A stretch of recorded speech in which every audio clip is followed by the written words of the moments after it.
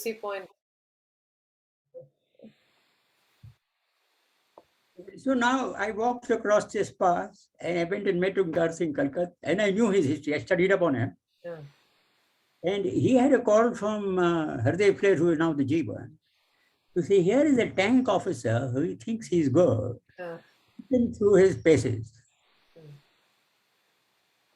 So Ankar told me, he said, look, you are going to have dinner with me. That's it. And tomorrow morning, you'll climb the highest picket. Hmm. Now, Tangdar is where his headquarters was. This is the Titwal Valley. Was at about, I would say, 2,000 feet or so, Oh, 2,500. Yeah. nothing for you. No, but the pickets were at 8,000, 9,000. So from 2,000 to 9,000, it was 6,000, 7,000 foot climb. Hmm. Steep hills. Hmm. I knew that. So you see, the most important picket is a picket called Kedar, which was captured with great effort by the first Sikh regiment. The first Sikh Royal Regiment, first Royal Sikhs is known as, was one of the very fine battalions in World War II. All Sardars, every Jawan had 2 rows of medals because they'd fought in World War II, very experienced. They had taken the Pakistanis on and marauded them and captured the picket from Pakistan and reoccupied. See? So there was some company commander up there, and there was a company, there's some infantry major there, and he'd been informed that I was going to come. And 2, 3 guard, a Sikh Havildar from the battalion, was down in the Tangdar headquarters and met me in the evening. They said, all right, Major Saab, you're going in the morning, we'll escort you. I said, what time would you like me to start? They said, about 4 o'clock in the morning or maybe 4:30 in the morning. Oh. Because it's a steep climb and we don't want the sun to come early and get very hot. Hmm. I said, how long does it take to climb? Hmm. Hey, we can climb it in about an hour and a half, but other people take about 2.5 hours to climb. Especially officers come, they take 2.5 to 3 hours to climb there. It's a steep climb. Hmm. And what's the record? The record is 1.5 hours. I said, no, so look, chap, I am going to break that record. I said, okay, so you do it. I said, so now you have to guide me. I'm going to walk on my own. So we start at 4:30 in the morning and we must get there up there in 1.5 hours. That's a deal. Yeah, okay. So meanwhile, Ankar Kalkat called me for dinner. He didn't serve dinner till 3 in the morning. Oh my. He didn't drink rum all through. He said, look, as a soldier, you have to drink rum. And I'm drinking rum, you drink rum. Oh I can't keep up with you. I'm a teetotaler, basically. Yeah, no, come on. You know, you're out in the infantry division and you got to fight battles. You got to have tough and keep the rum going. my. I must have put away 4 or 5 6 packs of rum, trying to keep up with the step. He must have put up about 15 of them. He didn't go to sleep till 3 in the morning. After about an hour and a half sleep, he just came and woke me up, and I was ready with my boots and everything on. I said, let's go. So I told the Havildar in charge, I said, look, I'm a bit drunk because your brigadier sorted me out last night. I said, nothing. They said, that's the normal deal. When anybody too peppy and too this thing, we first sort him out there. Let's see what you're up to. Very happy troops, and they know there's a bit of a competition going on. So I walked up this hill because I'm a Pahadi myself, having done so much time in Sherwood College, and I love the mountains, and I've been climbing mountains. I had my boots on, and I took my pace. In the mountains, you have to take a steady pace. It's not too fast, it's not too slow, but you don't stop. You never stop for rest. As you climb, your lungs give up. It takes about 15, 20 minutes. You can't breathe properly. But you keep going. And then you get what is known as your second wind. The body adjusts to the way it is being used because the heart is pumping faster and the blood is going faster and the body takes time to adjust to that. And then suddenly you find that deep breathing takes place. I got my second wind and then I said, fine, now let's go on. And I broke the record by about 5 minutes. Oh my God.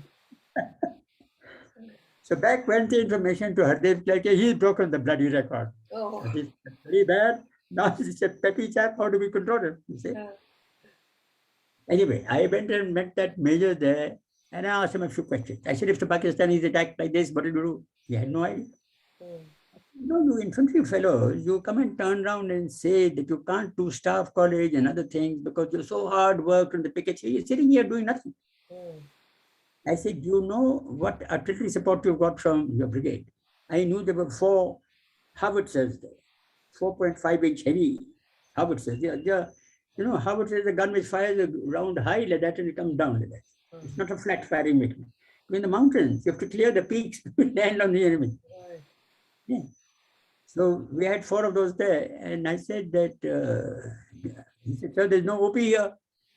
I said, so if the OP is not here, and you have to call on the enemy attack suddenly, say, let us say tomorrow morning he attacked, how would you bring artillery fire? He said, I don't know. I said, then how do you say that you haven't studied this? Okay.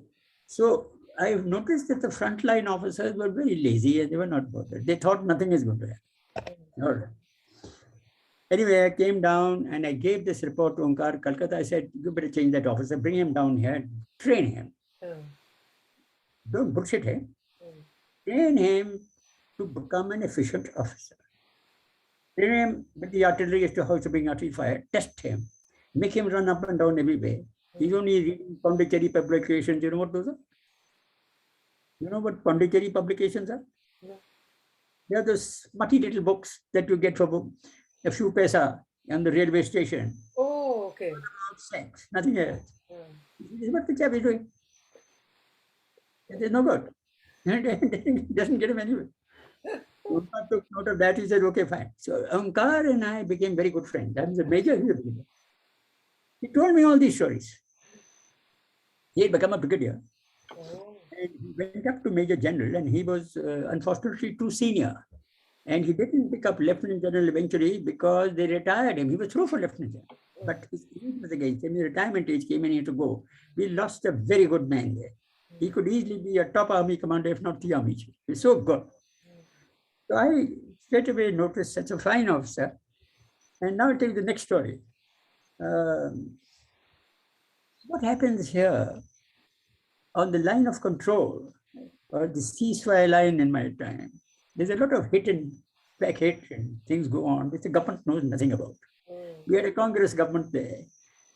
For all Mahatma Gandhi and non-violence, put your hand together and puja part, Bhagwan will do what he has to do. Yes, he's probably right, he will. That doesn't work on the border. If you've got a border between you and the enemy, the military stance is that you must dominate the border. What is domination? That means you do patrolling and things, little across the border, little here, little there. Any enemy comes across anywhere, you scupper him. That's domination of the border by patrolling. Pakistan is doing the same. Mm.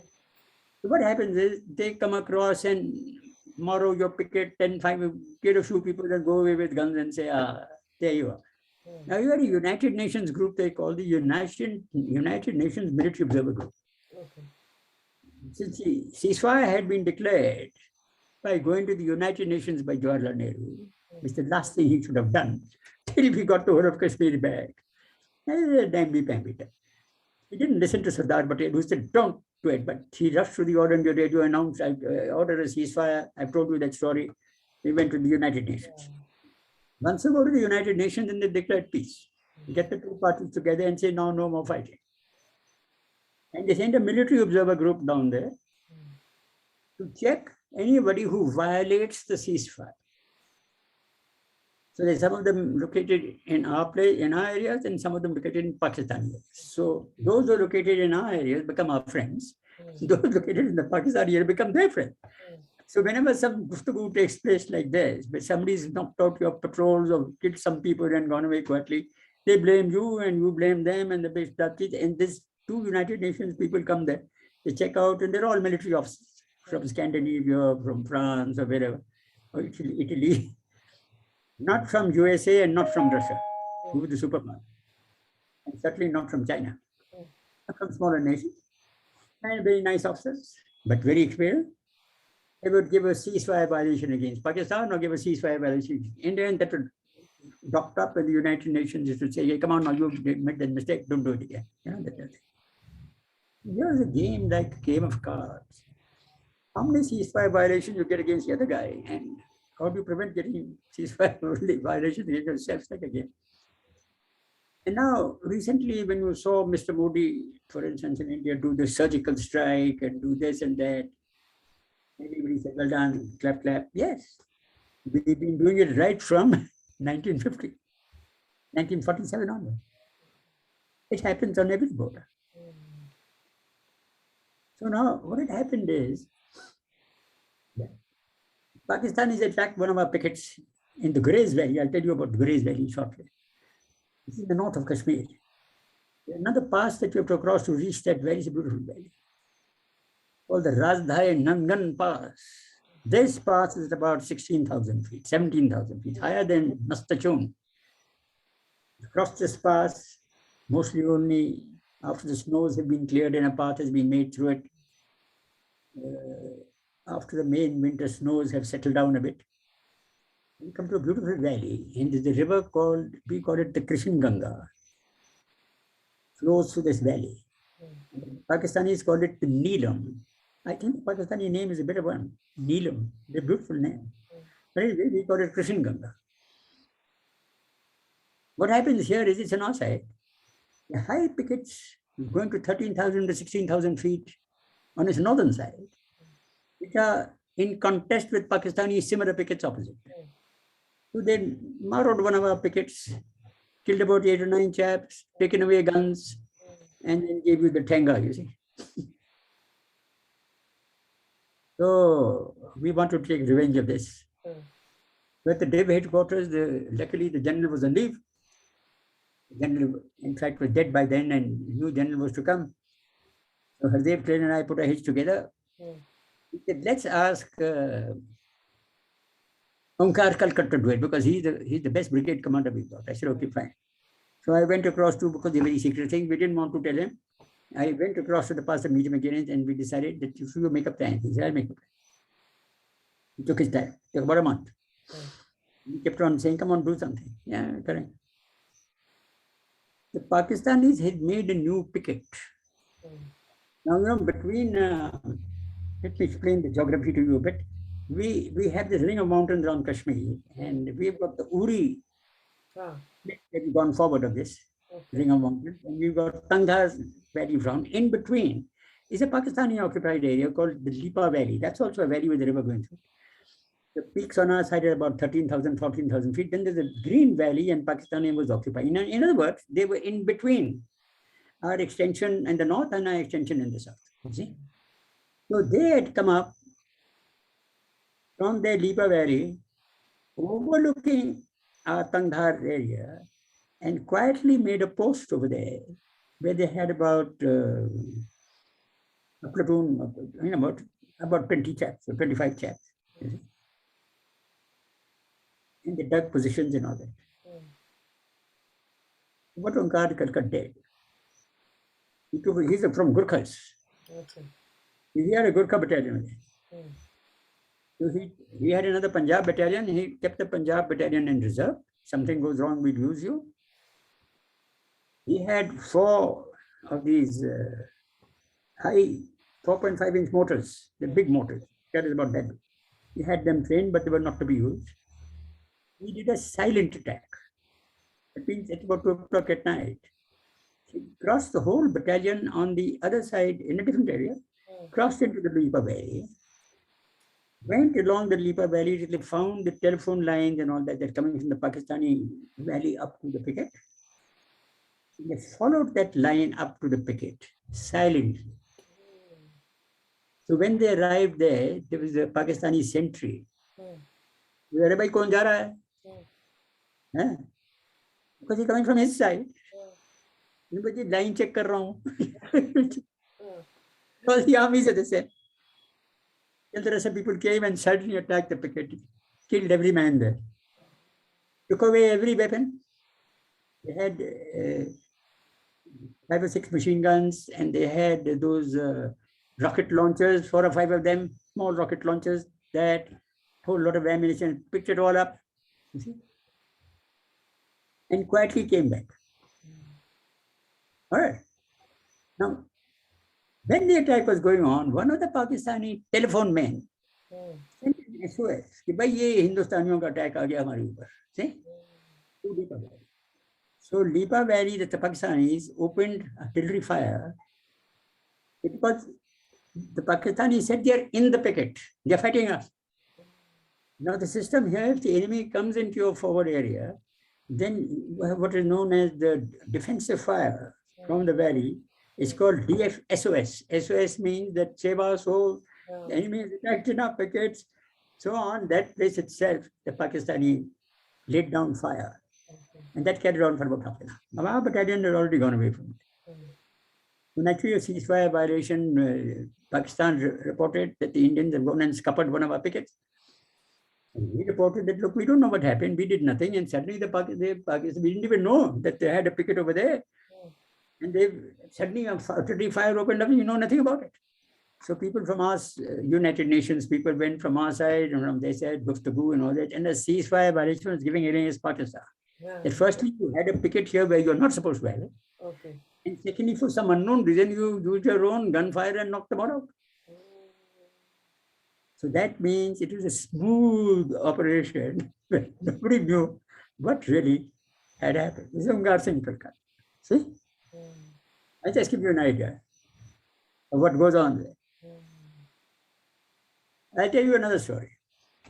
We had a very tough reserve brigade in Kashmir called the 68th Mountain Brigade. It had two battalions. It had a Gurkha battalion and it had a Sikh LI battalion.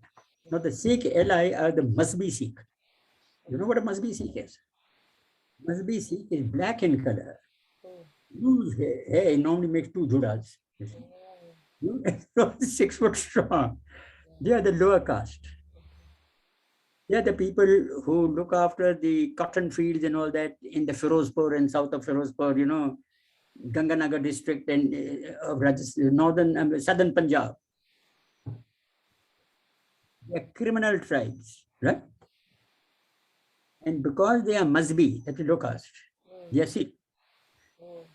They are not allowed to read the Guru Granth Sahib in the Golden Temple. Oh, really? Now, you see, now Guru Nanak Dev Ji had said that there is no caste. Right.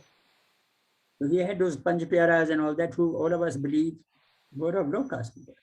He said that these are my faithful people and they help me to propagate the religion.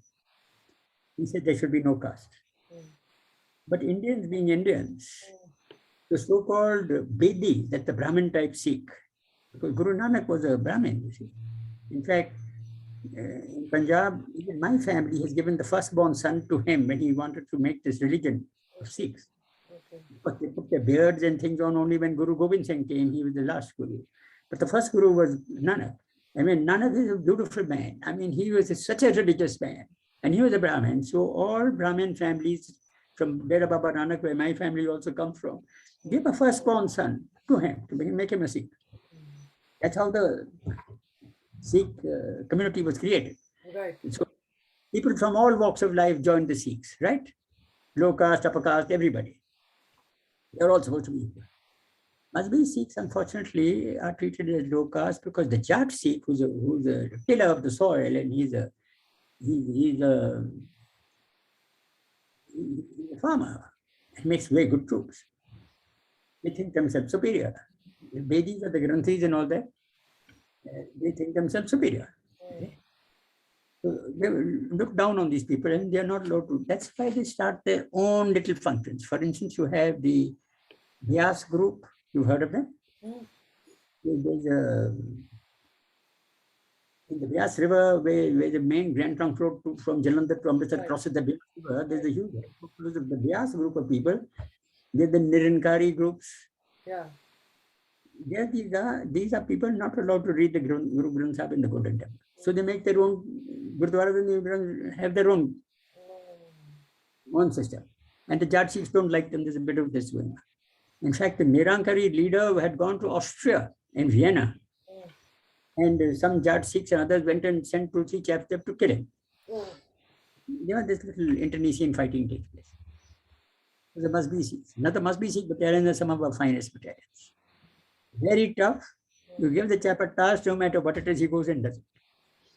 I told you, I think, did I, about the Battle of Casino in World War II, where those Sardars the hair and all that sort of thing. Ah, The Germans, yes, yes, the Germans had to run even before they didn't know. They thought we had brought gorillas or something. yes, yes, yes, yes. The Western world is very frightened of heathens who are like gorillas, who don't mind dying, but they kill with the, and the Gurkhas come with the kill with the kukri. They won't fire a gun. They want to cut your head off. Yeah. So anyway, sophisticated troops find it difficult to stand up to the lesser mortals of this world, like India. Okay. So this battalion had a battalion of excellent Gurkhas, and this must be Sikh battalion. So we told Onkar Karkat that look, I was going to assist him from the Divi headquarters. He said, let's go make an exercise for them. We want to really test them. Okay. So we made an exercise in Chinamar Gully, which is at about 13,000 feet. The pass is at 13,000. The area of it's called Toshe Madan. There's green spots there. Its average height is about 11,000 feet. Steep hills like this. No snow. The peaks go up to 13,000, 14,000, but there are plain areas at about 11,000, which are full of green. Lay down an exercise for this brigade. And they're very tough. They did extremely well. And since I was acting as the G1, the G1 had gone on leave, the Satdev Trail had gone on leave, so I was acting as the G1. I went up there, climbed up to about 12,000 feet where the headquarters of the brigade was. And I met up with the brigade commander to ask him if all was well and if he could help in any way. So he tells me something very funny. Now, I'm forgetting his name. I would have given you his name because I don't want to retain anything to myself, but I can't remember his name. But he was the directing staff in Staff College when I was a student there. Okay. 1962, July, just before the Chinese attack. Okay. And I told you that Sam Manekshaw, General Manekshaw then was a Major General, and he was commanding, he was the commandant, and we all loved him very much. But Krishna Menon wanted to fix him because he would not agree to whatever Krishna Menon wanted him to do. So he had split the officer corps down the line, and he had started a false court of inquiry against him so that this officer could be court-martialed and prevented from going further in life. And this brigade commander, very fine brigade commander, was one of those who were giving false statements against Sam Manekshaw. And I knew that because I was a student at that time. And all our students had our sights on those officers who were playing toy with Krishna Menon, the communist prime minister, to divide this army into two parts. It's one of the reasons about defeat in the 62 war, because we would have divided society. Right? I knew that. So when I came, he told me he knew me as Titch. He said, Titch, you were a student when I was at DS in Staff College. I said, yes. So are you people trying to fix me? Just because I gave those statements, you give me this horrible task in this exercise to make sure that I fail and that I will not get promoted further. I said, look, there's no such thing. Brigadier sir, you are you and we are we, and we run a very good exercise. You've got some very tough battalions. You yourself are a very fine brigade commander. And so far, you're doing so well. Capturing pickets at 13,000 feet, what's wrong with that? You did a damn good job. He says, I think you and Onkar Kolkata are trying to fix me. And the reason is, Sam Manekshaw had, after the operations of the 62 war, he had become a lieutenant general, and for a short while, for about 2 weeks, he came as Western Army commander in Shimla. This was overseeing the operations in Kashmir. After that, he went to Eastern Army in Calcutta, right? He did hardly 2 weeks. He was replaced by a chap called General Daulat Singh. So, he thought that since Sam Manekshaw was becoming an army commander here, all of us are trying to help him to fix it because he had given a statement.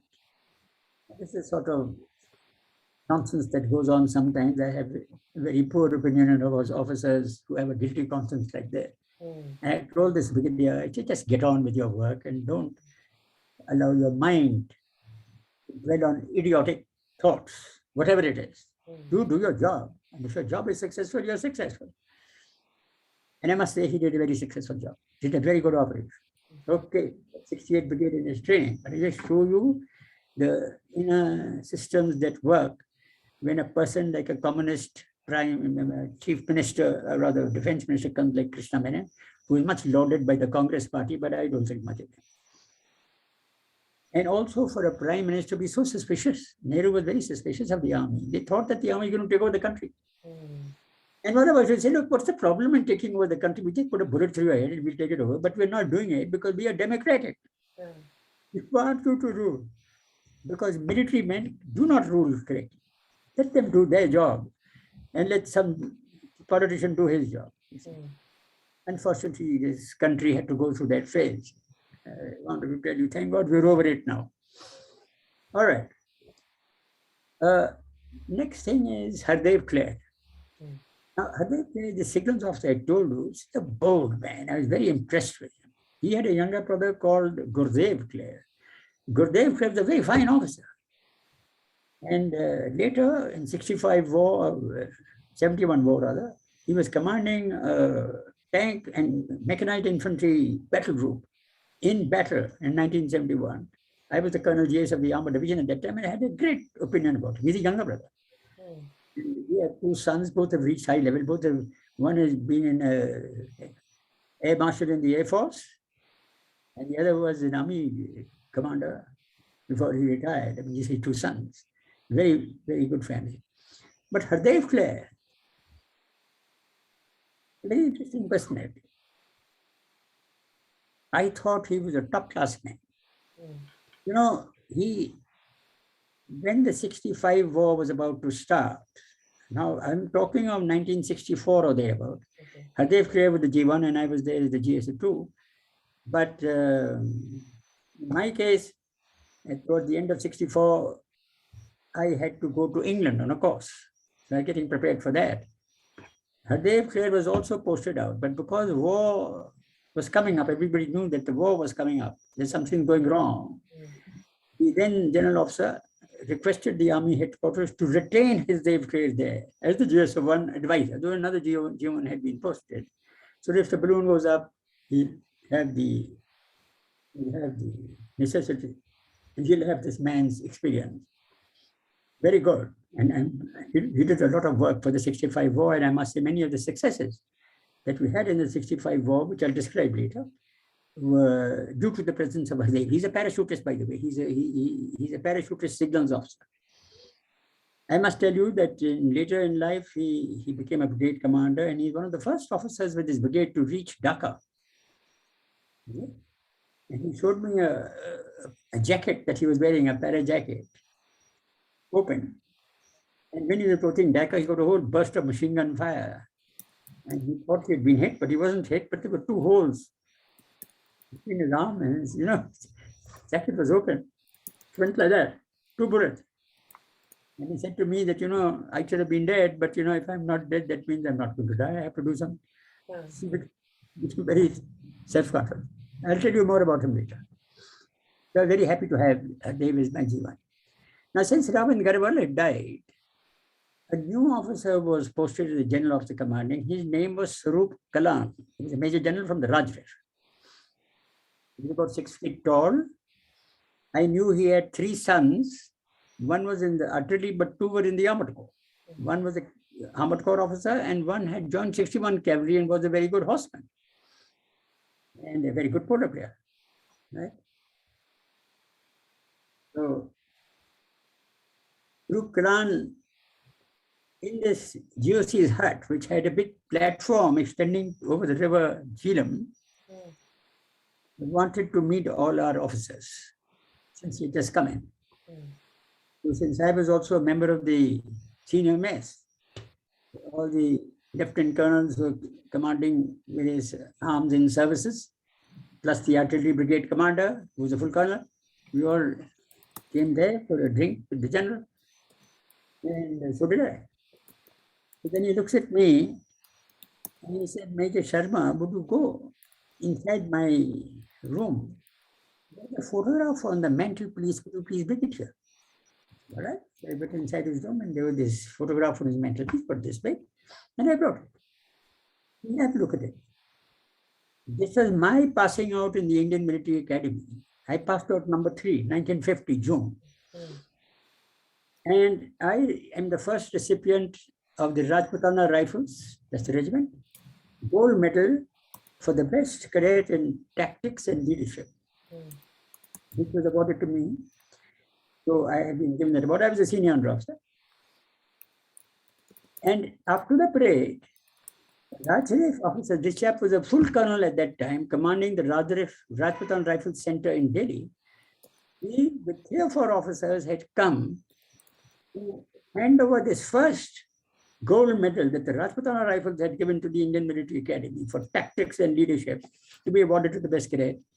Since I was the recipient of the first cadet, they wanted a photograph with me. My father was there, my sister, the younger out of the 2 elder sisters, Kamla, she was there. They all come see the parade.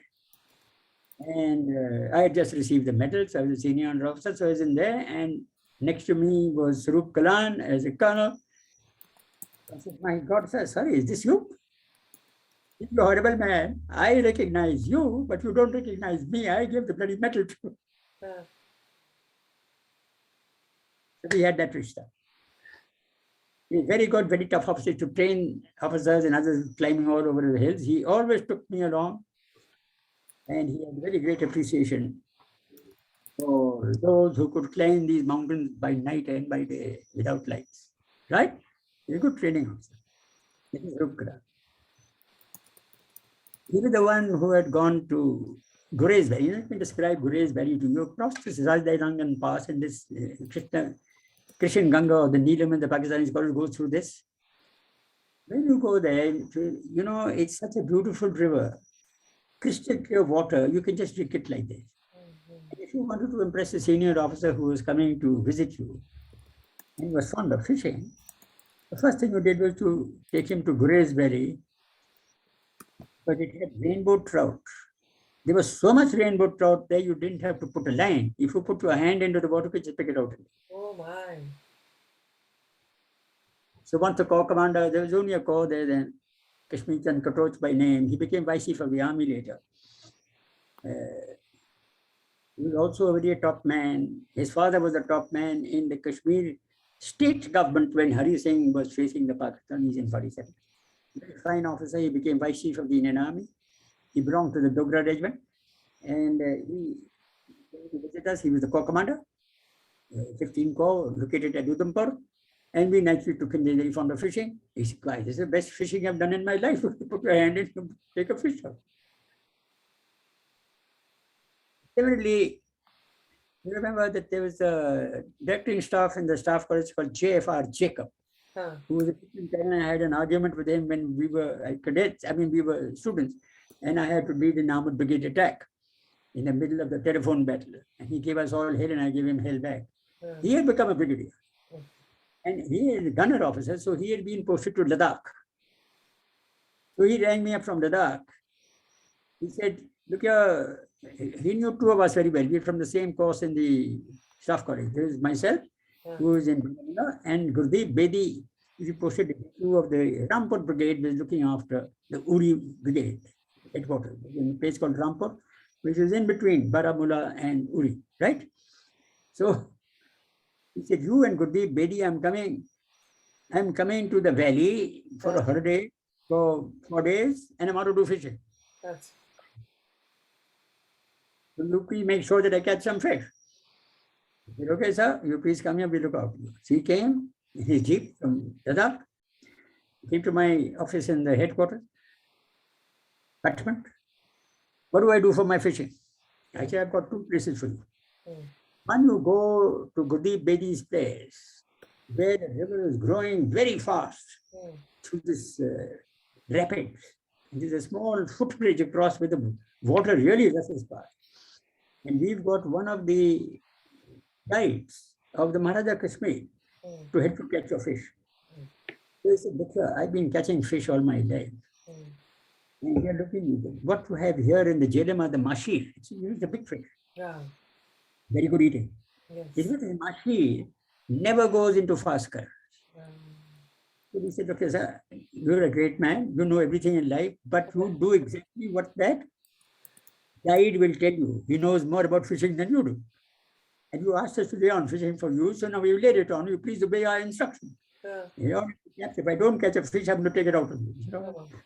So he went there, and this chap took him to this bridge, this guy, and where the water was really rushing fast. He cast a line. And he looked at the guy, he said, "You're joking? How can a fish be there?" Yeah. He said, "Yeah, cast your line here." He cast his line and he caught a huge machine. He almost got bowled over. Oh. He's a largish man. He almost got pulled. The guide had to hold him before he was put into the water. And both the guide and he pulled this machine out is about that big. He took this machine, shoved it in his jeep. You know, the jeep is not very broad, but at the back seat, the nose was sticking out at one end and the tail was sticking out at the other. It's very so big. It was the largest machine caught ever in his life. Oh my. He came up from Rampur, met Gurdeep Bedi there, thanked him. Then he came to my office. He says, "Look what I've got for you. So I'll give a cut out of this for you to eat." Mm. So Shruti, meanwhile, had come also to Srinagar for a short while. And so it could be Bedi's wife, Tina Bedi. He said, "No, you go there and give it to our wives in Kashmir, in Srinagar." So this is one fish. The second, we sent him to graze. Mm. So he went for a day in graze, and my God, he never caught so many fish in his life. So after that, he became a very good friend. More about this later, because when I became a brigadier, my army commander, my boss in Mizoram, and more about that later. Anyway, now about Surupi. You know, I had left her in Jammu, which she drove the car last time I told you. She was pregnant, and she eventually delivered a baby girl, that's Lotika, on the 12th of August, 1963. This was. I joined in March. August, we delivering a child. So we didn't know the date. And my mother-in-law rang me up. She said, "Look, you're going to have a baby." So I said, "Okay, I'll take 10 days leave and I'll come there. I want to be there for the delivery and, be with my wife and all that sort of thing." So I took 10 days leave. Now I had to leave on a certain date. The date was not clear. My mother-in-law was a gynecologist. And she doing all this all her life. She told me it's expected to be any time between the 8th and the 12th. So I intended to come by the 8th or 9th. So I said, "All right, I'll take leave," and I got my leave. And I booked my ticket in the aircraft to take me to Jammu. But it happened in Kashmir without notice, the weather packed up. A lot of clouds came and no aircraft would come. So came 8th, came 9th, and I missed my flight. And there was no aircraft coming. So I rang up, I said, "Sorry, I can't come. There's no plane." So when the plane comes, I come. Meanwhile, these girls are always in a rush, It's the third baby. And it arrived very fast, painless childbirth and all that. My wife was very good at that. You have to do a lot of exercises. And Nandita knows something about it. If you want to learn about it, you're beyond that stage, I think. But to do a lot of sweeping and all that sort of thing, those are the muscles that come up. And you can have painless childbirth. There's no method of doing it. And it's dangerous for the ladies in my family to have painless childbirth. You look at them, they get pregnant and then they have babies, you see. You have to be very careful. Anyway, since the birth had already taken place on the 12th of July, and my plane was not there, so I canceled my leave. I said, "I'll take it later now, let the weather clear up and all that sort of thing." So since the clerks in the headquarters, they process the type out leave applications and then goes and all that. They talk amongst each other. We had a senior clerk, a very nice man. He was a Subedar major, that is top rank, but on the clerical side. Gentlemanly person, very fine person. He was in charge of the A&Q branches. I was in the GS branch, but I used to consult him because since I was in the GS branch, I was also responsible for discipline of clerks. If any clerk had to be sorted out, I used to go to this gentleman, call him to my office or go to his office. Very fine, erudite person, much older than me. And he's a Subedar major, the highest rank you can reach. And I used to chat with him and discuss as to what we do. He gave very wise counsel.